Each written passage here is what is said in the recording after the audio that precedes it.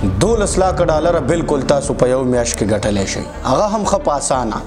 ګوره د څو ورځو نه په سوشل میډیا باندې دغه لایټ هاوس دغه ویډیوګانې وایرل دي او په ټوله دنیا کې یو ټرینډ روان دی چې $12 लाख دا د یوې میاشتې دی تنخواه ورکوي او کار هم ښه اسان دی. بس په دغه لایټ هاوس کې ناست اوسه او بلب لګوه او بندوه او $12 लाख ګټه.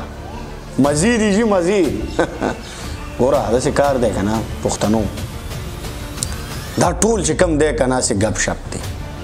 بس دې چینل والا یو هوا ورکړې ده. بس خلک په دې ټاپکونو کې دي چې څنګه پیسې وګټو.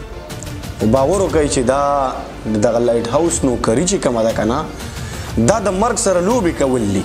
بل دا چې په کوم ملک کې دی د دغه ملک چې کوم مشر دی باید چې یو دوه اسپایان پکې کېنئ بس ډیوټي به وله کوي په عامه تنخواه باندې.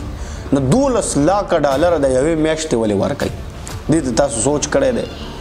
زما په خیال دا ټول دروغ دی جناب. د دغه ملک چې کوم مشر دی هغه کولی شي چې دې کې عسکر واچوي بس هغې دې لایټ بندوي د هغې نوکري ده او عامه تنخواه به ورکوي. خو بس دا مړه د سوشل میډیا والا د خلکو هسې یوه هوا ورکړې ده او بس ټاپک یې ګرم کړی دی او بس چې کوم دی کار پکې کوي. دا ټول دروغ دی. په دې ټوله دنیا کې ښه ډېر غربت دی په هر وطن کې یوازې په پاکستان کې نه د دنیا په هر ملک کې غریبانان خلک شته او داسې خلک شته چې هغه زه وایم چې د چا خبره په $10 هم یو ځای کې شپه کوي. نو دا خو $12 लाख دي. نو خبره داسې ده که نه چې په دې قصو پسې بالکل مه ځئ. دلته خپل کارونه مارونه وکئ. نور څه داسې دوکانونه یو شی بل شی د ژمي موسم دی د بنینونو د کوټونو کارونه وکئ. دغه شیزونو پسې مه ځئ. دغلته هر سړی نشي رسېدی او که څوک رسي نو د کم ملک خلک به رسي. بیا زمونږ د پاکستان خلک خو د سره رسېدی نشي. نو دې شیزونو پسې بالکل مه ځئ. خپل کارونه وکئ.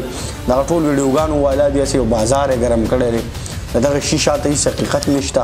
ژوند وکئ او د خپلو بچو تر څنګ یې وکئ. که مسافري کوئ دوبۍ سعودي عرب او قطر او دغه ملکونو ته لاړ شئ. د دې شیزونو نه تېر شئ. دا د مرګ سره لوبې دي د ژوند نه لاس انځل دي او زه به دې وایم چې دا ټول دروغ دي دا ټول ګپ شپ دی. په دې قصو پسې بالکل مه ګرځئ. ډېره مهرباني خوشحاله اوسئ.